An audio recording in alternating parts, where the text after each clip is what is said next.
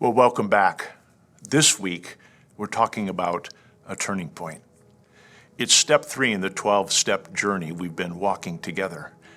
And I really believe that for some of you, this could be the week where something shifts, where you choose to take this step for real, maybe in a way you've never before. Let's remember where we've been. Step 1. We admitted we were powerless and that our lives had become unmanageable. That was about getting honest, admitting.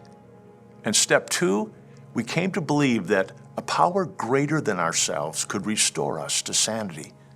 That was about hope, believing. And now here we are, step 3.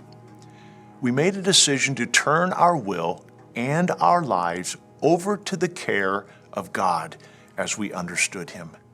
The key word is surrender. Now, if Jesus were sitting here with me and I could ask Him, tell us what God is like, really like, I think He'd answer by telling us a story. That's what He does in Luke 15 when He's speaking to a group of religious folks and outcasts alike, people like us, honestly. So we're trying hard to get it right. Others had already blown it, and Jesus tells this story that cuts right through all the clutter. It's the story of a son who demands his inheritance early and walks away from his father. And it's shocking. No self-respecting father in that culture would have agreed to something like that. But in the story, this father says, yes. He lets the son go. He gives him what he asks for, and the son heads off, squanders everything, money, opportunity, reputation, until he's broke, starving, and feeding pigs, which for a Jewish audience was the lowest of the low. And then there's this little line, but he came to his senses. He remembers his father, and he starts walking home, rehearsing a speech. Father, I've sinned against heaven and against you. I'm not worthy to be your son. Just let me work for you. It's this desperate mix of shame and survival. And what happens next is one of the most beautiful pictures of God in all of Scripture. Jesus says, while the son was still a long way off, his father saw him.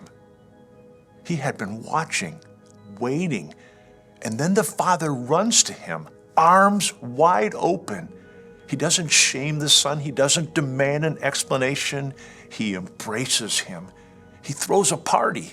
He gives him a robe, a ring, and shoes, symbols of honor, of belonging, of restoration. And he says, my son was lost, but now he is found. This is what God is like. He's not angry and waiting to punish. He's anxiously watching, actively waiting, completely accessible. So here's what step 3 asks of us: to make a decision, to place our future in the hands of that kind of God. Not religion, not guilt, not pressure, but to surrender to a Father who's been waiting for us. Maybe the story of the son feels a little too familiar. Maybe you've been to that distant place. Maybe you're there now. Maybe you've been living in that cycle of control, bad decisions, consequences, shame. Maybe you've been trying to earn your way back thinking, if I just get it together, maybe God will take me back. But that's not how this works. This isn't about earning anything. This is about surrender. So let me ask you, have you come to the place where you've said enough is enough? That's step 1. that place where you know you can't do it anymore on your own.